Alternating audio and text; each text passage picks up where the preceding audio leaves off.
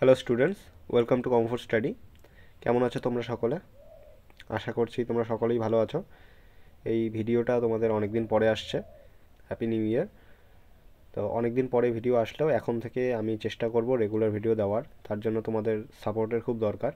তোমরা প্লিজ যারা যারা পছন্দ করবে ভিডিওটা বা তোমাদের সাহায্য হবে তারা প্লিজ ভিডিওটাকে লাইক করবে আর কমেন্টে জানাবে যে আমরা আরও কী করে তোমাদের হেল্প করতে পারি। তো ভিডিও শুরু করা যাক। তবে ভিডিও শুরু করার আগে বলে রাখি যে তোমরা আমাদের গ্রুপে, টেলিগ্রাম, হোয়াটসঅ্যাপ চ্যানেলে জয়েন করতে পারো। সেখানে তোমাদের কোশ্চেন রাখতে পারো, কিংবা এই ভিডিওগুলোর যে পিডিএফগুলো হয় সেই পিডিএফগুলো তোমরা সেখান থেকে ডাউনলোড করতে পারো। তো চলো আজকের ভিডিও শুরু করা যাক। প্রথম কোশ্চেন তোমাদের জন্য সায়েন্সের থেকে একটা কোশ্চেন বলা আছে, দুটি নিউরনের মিলন স্তরকে কি বলে? তাহলে দুটি নিউরন যে থাকে সেটার মিলন স্থলকে কী বলা হয়? অপশন দেওয়া আছে সাইন্যাপস, অ্যাক্সন, ডেনড্রন আর নিউরোগ্নিয়া। তো এখানে দুটি নিউরনের মিলনস্থলকে, দেখো নিউরনের দুটি অংশ তো আমরা জানি, অ্যাক্সন আর ডেনড্রন, কিন্তু মিলনস্থলের যেহেতু কথা বলা হয়েছে এখানে রাইট অ্যান্সার হয়ে যাবে তোমাদের সাইন্যাপস। নেক্সট কোশ্চেন দেখো, বলা আছে কোন রাজার প্রধানমন্ত্রীর নাম কৌটিল্য? তো এখানে অপশন দেওয়া আছে চন্দ্রগুপ্ত মৌর্য, চন্দ্রগুপ্ত, বিক্রমাদিত্য, হর্ষবর্ধন আর অশোক।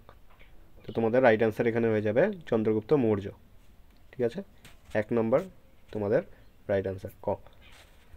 নেক্সট, আচ্ছা এখানে বলা আছে কৌটিল্য বা চাণক্য একজন প্রাচীন অর্থনীতিবিদ ও দার্শনিক ছিলেন।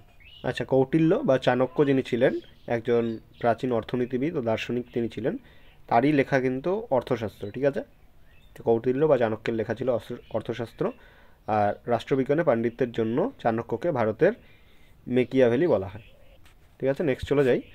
বলা আছে কোন গ্রিক দূত চন্দ্রগুপ্ত মৌর্যের রাজসভায় যোগ দিয়ে ভারত সম্পর্কে বিবরণ লিখেছিলেন? চন্দ্রগুপ্ত মৌর্যের সময় যার কথা বলা হয়েছে রাজদূত, তিনি কিন্তু, তোমরা কিন্তু জানো অ্যান্সার হয়ে যাবে তোমাদের মেগাস্থেনিস। ঠিক আছে, ইনি এসেছিলেন চন্দ্রগুপ্ত মৌর্যের সময়। অপশনে দেওয়া আছে সেলুকাস, ফাহিয়েন, মিন্দার আর মেগাস্থেনিস। তোমাদের রাইট অ্যান্সার হয়ে যাবে অ্যান্সার নাম্বার ঘ, মানে মেগাস্থেনিস। ঠিক আছে, নেক্সট বলা আছে আরবরা কত খ্রিস্টাব্দে সিন্ধু জয় করেছিলেন? ঠিক আছে, আরবরা কত খ্রিস্টাব্দে সিন্ধু জয় করেছিলেন? অপশান দেওয়া আছে 710, 712, 714 আর 716 খ্রিস্টাব্দ। তো তোমাদের অ্যাকচুয়ালি এখানে যেটা রাইট অ্যান্সার হয় সেটা হলো 711, কিন্তু যেহেতু অপশানটা নেই তাই তোমাদের এখানে রাইট অ্যান্সারটা হয়ে যাবে 712। ঠিক আছে, তো এটা নিয়ে মতান্তর আছে, যাই হোক 712 হবে তোমাদের রাইট অ্যান্সার। নেক্সট বলা আছে হর্ষবর্ধনের রাজত্বের সমসাময়িক বাংলার রাজা কে ছিলেন? তো হর্ষবর্ধনের সময় সমসাময়িক বাংলার রাজা কে ছিলেন সেটা বলতে হবে। বলা আছে লক্ষণ সেন, ধর্মপাল, ভাস্কর বর্মন আর শশাঙ্ক। তো হর্ষবর্ধনের সময় বাংলার রাজা ছিলেন শশাঙ্ক। ঠিক আছে, তোমাদের ঘ নম্বর হয়ে যাবে রাইট অ্যান্সার। আচ্ছা, এখানে শশাঙ্কের ব্যাপারে বলা আছে শশাঙ্ক বাংলা অঞ্চলের প্রথম স্বাধীন রাজা ছিলেন। তাহলে প্রথম বাংলার যদি প্রথম স্বাধীন রাজা বলা হয় তাহলে সেক্ষেত্রে অ্যান্সার তোমাদের হয়ে যাবে শশাঙ্ক। তিনি বাংলায় গৌড় জনপদ গঠন করেন। আর সেখানে রাজধানীর নাম কি ছিল? কর্ণসুবর্ণ ছিল। এটাও তোমাদের ইম্পর্টেন্ট একটা কোশ্চেন। আর শশাঙ্কের সিংহাসন আরোহণের দিন থেকে বঙ্গাব্দ গণনা করা হয়।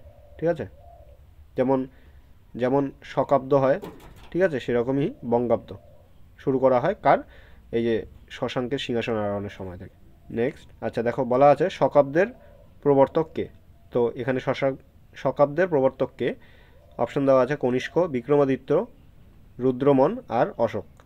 তো তোমাদের এখানে রাইট অ্যান্সার হয়ে যাবে কনিষ্ক। কনিষ্ক এই শকাব্দের প্রবর্তক। ঠিক আছে, দেখো বলা আছে কনিষ্ককে আমরা কি নামে জানি? আর একটা নামে জানি কি, কুষাণ সম্রাট বলা হয় কনিষ্ককে। আর তিনি বৌদ্ধ ধর্মের পৃষ্ঠপোষক ছিলেন।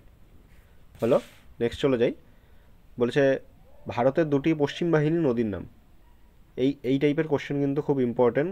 কোন নদী, কোন দিক, কোন বাহিনী, দক্ষিণের গঙ্গা, এই টাইপের কোশ্চেনগুলো খুব ইম্পর্টেন্ট। এখানে অপশনে দেওয়া আছে নর্মদা ও তাপ্তি, কৃষ্ণা ও কাবেরী, গোদাবরী ও মহানদী, আর কোনোটি নয়। তো তোমাদের এখানে রাইট অ্যান্সার কী হয়ে যাবে? রাইট অ্যান্সার হয়ে যাবে নর্মদা ও তাপ্তি হলো পশ্চিম বাহিনী নদী। দেখো এখানে এক্সট্রা করে বলা আছে কি, ভারতের একটি অন্তর্বাহিনী নদীর নাম। এটাও খুব ইম্পর্টেন্ট একটা কোশ্চেন। ভারতের অন্তর্বাহিনী নদী যদি বলে তাহলে লুনি হয়ে যাবে তোমাদের রাইট অ্যান্সার। ঠিক আছে, নেক্সট চলে যাই। বলেছে আন্দামান দ্বীপপুঞ্জের প্রধান বন্দর কোনটি? এই সেটে অনেকগুলো খুব ইম্পর্টেন্ট কোশ্চেন আছে, এটাও যেরকম খুব ইম্পর্টেন্ট একটা কোশ্চেন। আন্দামান দ্বীপপুঞ্জের প্রধান বন্দর কোনটি? অপশন দেওয়া আছে বিশাখাপত্তনম, তুতিকোরিন, মারগাও, পোর্ট ব্লেয়ার। তো এখানে তোমরা জানো এটা কোশ্চেন অনেকেই, এটার অ্যান্সার কী হয়ে যাবে, পোর্ট ব্লেয়ার হয়ে যাবে রাইট অ্যান্সার। আন্দামান দ্বীপপুঞ্জের প্রধান বন্দর হলো পোর্ট ব্লেয়ার। ঠিক আছে, নেক্সট এখানে বলা আছে এটি একটি কেন্দ্রশাসিত অঞ্চল, এই আন্দামান নিকোবর দ্বীপপুঞ্জ, এর রাজধানী পোর্ট ব্লেয়ার যেটা হলো এখানকার বন্দর, আর এই অঞ্চলটি কলকাতা হাইকোর্টের অধিকার ক্ষেত্রে অন্তর্গত। ঠিক আছে, মানে এখানকার যে শাসন আইন সেটা কে নির্ধারণ করে, সেটা হলো কলকাতা হাইকোর্ট থেকে আসে। ঠিক আছে, নেক্সট বলা আছে কোন বায়ু বাণিজ্যিক বায়ু নামে পরিচিত। এটাও তোমরা হয়তো 7, 8 কিংবা 9-এ পড়েছিলে, ভূগোল বইয়ে ছিল, কোন বায়ু বাণিজ্যিক বায়ু নামে পরিচিত। তো এখানে অপশন দেওয়া আছে সাময়িক বায়ু, আয়ন বায়ু, পশ্চিমা বায়ু আর মেরু বায়ু। তো তোমরা জানো অ্যান্সারটা কী হয়ে যাবে, আয়ন বায়ুকে বলা হয় বাণিজ্যিক বায়ু। কেন? কারণ আগেকার দিনে আয়ন বায়ুর গতিপথ দেখে সেদিক দিয়ে বাণিজ্য করা হতো সমুদ্রপথে। ঠিক আছে, তাই জন্য একে বাণিজ্যিক বায়ু বলা হয়।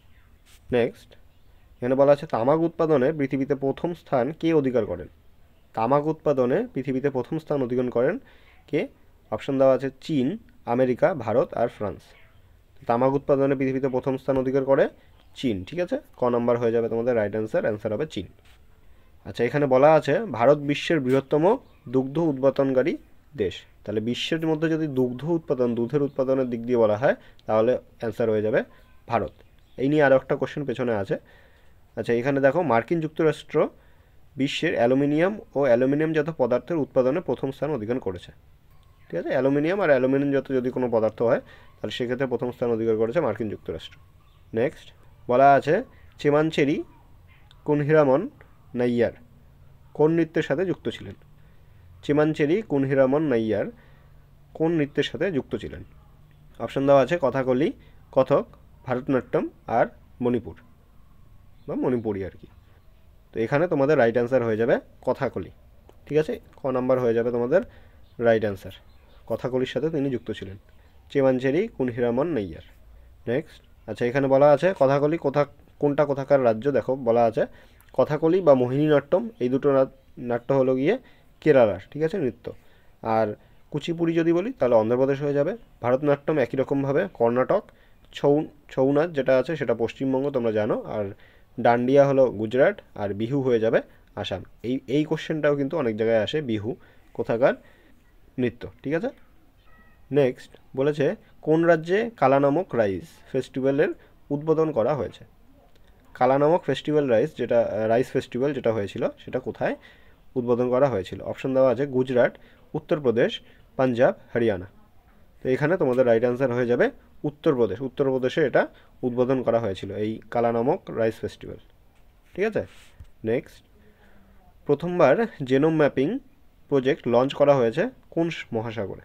প্রথমবার জেনোম ম্যাপিং প্রজেক্ট সেই প্রজেক্টটা লঞ্চ করা হয়েছিল কোন মহাসাগরে? অপশন দেওয়া আছে ভারত মহাসাগর, প্রশান্ত মহাসাগর, বঙ্গোপসাগর আর আরব সাগর। এখানে তোমাদের রাইট অ্যান্সার হয়ে যাবে ভারত মহাসাগর। ঠিক আছে, ক নাম্বার হয়ে যাবে তোমাদের রাইট অ্যান্সার। প্রথমবার জেনোম ম্যাপিং, মনে রাখবে জেনোম ম্যাপিং যে প্রজেক্ট হয়েছিল সেটা হয়েছিল ভারত মহাসাগরে। নেক্সট বলেছে সমুদ্রের প্লাস্টিক বর্জ্য দিয়ে কম্পিউটার বানিয়েছে কোন কোম্পানি? সমুদ্রের যে প্লাস্টিক বর্জ্য হয় সেই বর্জ্যগুলোকে আবার রিসাইকেল করে কম্পিউটার বানানোর কাজে ব্যবহার করেছে কোন কোম্পানি? অপশন দেওয়া আছে লেনোভো, অ্যাপেল, এইচপি, মাইক্রোসফট। তো এখানে এইচপি কিন্তু এই কাজটা করেছে। ঠিক আছে, নেক্সট বলা আছে রাশিয়াকে অতিক্রম করে বিশ্বের চতুর্থ ফরেন এক্সচেঞ্জ রিজার্ভ দেশ হলো কোনটি, মানে কোন দেশ? রাশিয়াকে অতিক্রম করে বিশ্বে এখন চতুর্থতম কি ফরেন এক্সচেঞ্জ রিজার্ভ কোন দেশ? অপশন দেওয়া আছে ভারত, চীন, আমেরিকা, জাপান। তো তোমরা জানো এটা হয়েছে ভারত। এখন চতুর্থ নম্বরে ভারত, আর প্রথমে আছে চীন। দেখে নিই লিস্টটা। আচ্ছা, প্রথমে দেখো দেওয়া আছে চীন, জাপান, সুইজারল্যান্ড, 4 নম্বরে এখন আছে ভারত, আর আগে ছিল রাশিয়া। ঠিক আছে, নেক্সট কিয়া মোটরস ইন্ডিয়া এর ন্যাশনাল হেড হিসেবে নিযুক্ত হয়েছেন কে? কিয়া মোটরসের যে ইন্ডিয়ার যে পার্ট, সেই ইন্ডিয়াতে আর কি, কিয়া মোটরসের ইন্ডিয়াতে ন্যাশনাল হেড হিসেবে নিযুক্ত হয়েছেন কে? অপশন দেওয়া আছে গুরমিত সিং, সুখবীর সিং সাধু, ওম শঙ্কর পাবার, হরদীপ সিং ব্রার। ঠিক আছে, তো এখানে রাইট অ্যান্সার হয়ে যাবে তোমাদের হরদীপ সিং ব্রার। কিয়া মোটরসের ন্যাশনাল হেড হিসেবে নিযুক্ত হয়েছেন হরদীপ সিং ব্রার। নেক্সট ভারতের বৃহত্তম ভাসমান সোলার পাওয়ার প্ল্যান্ট তৈরি করেছে কোন রাজ্য? তো তো ভাসমান সোলার পাওয়ার প্ল্যান্ট তোমরা যে এই ছবিতে দেখতে পাচ্ছ জলের উপর ভেসে আছে, এটা প্রথম কোন রাজ্য তৈরি করেছে? তো অপশন দেওয়া আছে মধ্যপ্রদেশ, তেলেঙ্গানা, মহারাষ্ট্র আর উত্তরপ্রদেশ। তো এটা তোমাদের রাইট অ্যান্সার হয়ে যাবে খ নাম্বার, তেলেঙ্গানা। ঠিক আছে, নেক্সট চলে যাই। শিশুদের জন্য 100টি নার্সারি স্পোর্টস একাডেমি স্থাপন করেছে কোন রাজ্য? শিশুদের জন্য 100টি নার্সারি স্পোর্টস একাডেমি স্থাপন করেছে কোন রাজ্য? অপশন দেওয়া আছে পশ্চিমবঙ্গ, হরিয়ানা, পাঞ্জাব, রাজস্থান। এই কাজটা কিন্তু এই যে স্থাপন করেছে কে? এটা কিন্তু রাজস্থান করেছে। ঠিক আছে, তোমাদের ঘ নাম্বার হয়ে যাবে রাইট অ্যান্সার। নেক্সট চলে যাই, বলেছে আয়তনের দিক থেকে সবচেয়ে বেশি বন কোন রাজ্যে আছে? আয়তনের দিক থেকে সবচেয়ে বেশি বন কোন রাজ্যে আসে, মানে বেশি বনভূমি কোথায় দেখা যায়? অপশন দেওয়া আছে মধ্যপ্রদেশ, উত্তরপ্রদেশ, পশ্চিমবঙ্গ, মণিপুর। তো এটা তোমরা জানো মধ্যপ্রদেশে এরকম অনেক ফাঁকা জায়গা আছে, আর সেখানে বনভূমিতেই বেশি পরিমাণে বনভূমি আছে এই মধ্যপ্রদেশে। ঠিক আছে, নেক্সট চলে যাই। এখানে বলা হচ্ছে সোলার সিস্টেমের আবিষ্কারক কে? আমাদের যে সোলার সিস্টেম, সূর্য আর তার পাশাপাশি বিভিন্ন গ্রহ, তার উপগ্রহ, এই যে সোলার সিস্টেম আছে, সেই সোলার সিস্টেমের আবিষ্কর্তাকে বা আবিষ্কারককে? অপশন দেওয়া আছে Galileo, Leonardo da Vinci, Copernicus, Archimedes. তো আমাদের সোলার সিস্টেমের আবিষ্কারক, এটাও ইম্পর্ট্যান্ট কোশ্চেন, তোমরা লিখে নাও, অ্যান্সার হয়ে যাবে কোপারনিকাস। ঠিক আছে, অপশন নাম্বার গ হয়ে যাবে তোমাদের রাইট অ্যান্সার। নেক্সট বলা আছে ভ্যান্টিফ্যাক্ট কোন প্রাকৃতিক শক্তির দ্বারা সৃষ্টি হয়েছে? এই যে ভ্যান্টিফ্যাক্ট বা ভ্যান্টিফ্যাক্ট যেটাকে বলি আমরা, এই যে ছবিতে তোমরা দেখতে পাচ্ছ এরকম দেখতে হয়, এটা কোন শক্তির দ্বারা সৃষ্টি হয়? তো অপশন দেওয়া আছে সমুদ্র তরঙ্গের ক্ষয় দ্বারা, নদীর সঞ্চয় দ্বারা, বায়ুর ক্ষয় দ্বারা, সমুদ্র তরঙ্গের সঞ্চয় দ্বারা। ছবি দেখে তোমরা অবশ্যই অ্যান্সারটা বুঝতে পারছো, এটা হয়ে যাবে বায়ুর ক্ষয় দ্বারা। ঠিক আছে, বায়ুর ক্ষয় শক্তির দ্বারা এইটি তৈরি হয় কি? ভ্যান্টিফ্যাক্ট। নেক্সট চলে যাই, বলেছে বিশ্বের মাখন ও ঘি উৎপাদনে কোন দেশ প্রথম? দেখো এরকমই আগে একটা বললাম দুধ উৎপাদনে কে প্রথম, কোন দেশ প্রথম? তো এখানে দেওয়া আছে বিশ্বে মাখন ও ঘি উৎপাদনে কোন দেশ প্রথম? তো অপশানে আছে ভারত, সুইডেন, আর্জেন্টিনা, আমেরিকা। তোমাদের রাইট অ্যান্সার এখানে হয়ে যাবে একই রকম, ভারত। নেক্সট বলেছে পূর্বঘাট পর্বতের অপর নাম কি? তোমরা যেরকম পশ্চিমঘাট পর্বতের নাম জানো সহ্যাদ্রি বা সহ্যাদ্রি, তো এরকম পূর্বঘাট পর্বতের অপর নামটা কি? অপশন দেওয়া আছে মলয়াদ্রি, সহ্যাদ্রি, সেভরয়, জাভাদ্রি। তো পূর্বঘাট পর্বতের অপর নাম হয়ে যাবে মলয়াদ্রি। ঠিক আছে, আর পশ্চিমঘাট পর্বতে হলো সহ্যাদ্রি।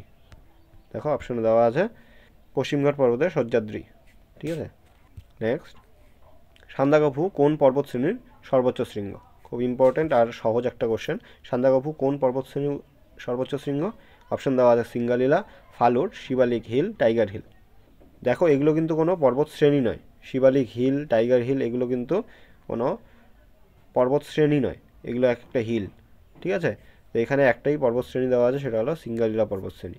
সিঙ্গালীলা পর্বত শ্রেণীর মধ্যে রয়েছে সান্দাকফু, আমাদের দার্জিলিং যে পর্বত শ্রেণীর ওপর অবস্থান করে আর কি। আচ্ছা, এখানে দেখো শৃঙ্গগুলো দেওয়া আছে। কারাকোরামের সর্বোচ্চ শৃঙ্গ গডউইন অস্টিন, হিমালয়, কাঞ্চনজঙ্ঘা, নীলগিরি, দোদাবেতা, আনাইমালাই, আনাইমুদি, আরাবল্লী, গুরুশিখর, সাতপুরা, ধূপগড়। ঠিক আছে, এখানকার মধ্যে এই আরাবল্লী, নীলগিরি এই দুটো কোশ্চেন কিন্তু বেশি পরিমাণে আসে। নেক্সট বলা আছে কত বছর বয়সে বুদ্ধদেব মোক্ষ লাভ করেন? বুদ্ধদেব তার মোক্ষ লাভ কত বছর বয়সে করেছিলেন? অপশন দেওয়া আছে 25, 30, 35 আর 40। তো এখানে তোমাদের রাইট অ্যান্সার হয়ে যাবে তিনি 35 বছর বয়সে তার মোক্ষ লাভ করেছিলেন। ঠিক আছে, 35 গ নম্বর হয়ে যাবে তোমাদের রাইট অ্যান্সার। নেক্সট বলা আছে ভারতে কারা নাটকে যবনিকা প্রথা চালু করেন? নাটকে যে যবনিকা প্রথা আছে সেই প্রথাটা কারা চালু করেন প্রথম? অপশন দেওয়া আছে শক, পার্সিয়ান, গ্রিক, কুষাণ। তো এটা কিন্তু প্রথম চালু করেছিল শকেরা। শকেরা প্রথম নাটকে যবনিকা প্রথা চালু করেন। নেক্সট বলা আছে বিম্বিসার কোন বংশের রাজা ছিলেন? বিম্বিসার কোন বংশের রাজা ছিলেন? অপশন দেওয়া আছে হর্ষঙ্ক, পুরু, শুঙ্গ, মৌর্য। ঠিক আছে, এখানে তোমাদের রাইট অ্যান্সার হয়ে যাবে হর্ষঙ্ক, ক নম্বর হয়ে যাবে তোমাদের রাইট অ্যান্সার। নেক্সট বলা আছে বিম্বিসার মগধের রাজা ছিলেন। বিম্বিসার কে ছিলেন? মগধের রাজা ছিলেন আর বৌদ্ধ ধর্মের পৃষ্ঠপোষক ছিলেন। নেক্সট বলা আছে কোন শহরকে প্রাচ্যের ডান্ডি বলা হয়? তোমরা ডান্ডি অভিযান শুনেছ, তো এখানে কোন শহরকে প্রাচ্যের ডান্ডি বলা হয় এটা তোমাদের কোশ্চেন। বলা আছে নারায়ণগঞ্জ, সিলেট, ঢাকা, চট্টগ্রাম। তো প্রাচ্যের ডান্ডি বলা হয়, মনে রাখবে, নারায়ণগঞ্জ। নারায়ণগঞ্জকে প্রাচ্যের ডান্ডি বলা হয়। নেক্সট চলে যাই, বলেছে মায়ানমারের রাজধানীর নাম কি? মায়ানমারের রাজধানীর নাম অপশন দেওয়া আছে নাইপিদো, মৌলমিন, আকিয়াব, মালে। তো মায়ানমারের যে রাজধানী সেটা হলো গিয়ে নাইপিদো বা নাইপিডো। ঠিক আছে, এখানে দেখো একটি দেশ ও তার রাজধানীর নাম বলা আছে। ইন্দোনেশিয়ার হলো গিয়ে জাকার্তা, এটা ইম্পর্টেন্ট। মালদ্বীপের মালে, কুয়েতের কুয়েত, মালয়েশিয়া হলো কুয়ালালামপুর, এটা আগে আমাদের একটা কোশ্চেন সেটে ছিল। ফিনল্যান্ড হলো হেলসিঙ্কি, এটাও আগে একটা ছিল। আর পর্তুগাল হলো গিয়ে লিপসন। ঠিক আছে, নেক্সট। আচ্ছা, আজকের এটা আমাদের 30 নম্বর কোশ্চেন, আমাদের লাস্ট কোশ্চেন আজকের সেটের। বলা আছে ভুটানের জলবায়ু কেমন হয়? তো অপশন দেওয়া আছে উষ্ণ, খুব শীতল, আর্দ্র নাতিশীতোষ্ণ মৌসুমি জলবায়ু, আর এটা হলো শুষ্ক মৌসুমি জলবায়ু। তো ভুটানের বলেছে, গণ্ডগোল করবে না, ভুটানের হলো গিয়ে শুষ্ক মৌসুমি জলবায়ু। ঠিক আছে, ঘ নাম্বার হয়ে যাবে তোমাদের রাইট অ্যান্সার। দেখো, ভারতের যদি জলবায়ুর কথা বলা হয় তাহলে ভারতের জলবায়ু হয়ে যাবে ক্রান্তীয় নাতিশীতোষ্ণ জলবায়ু, আর ভুটানের হয়ে যাবে শুষ্ক মৌসুমি জলবায়ু। ঠিক আছে, আজকের আমাদের কোশ্চেন এই 30টাই ছিল।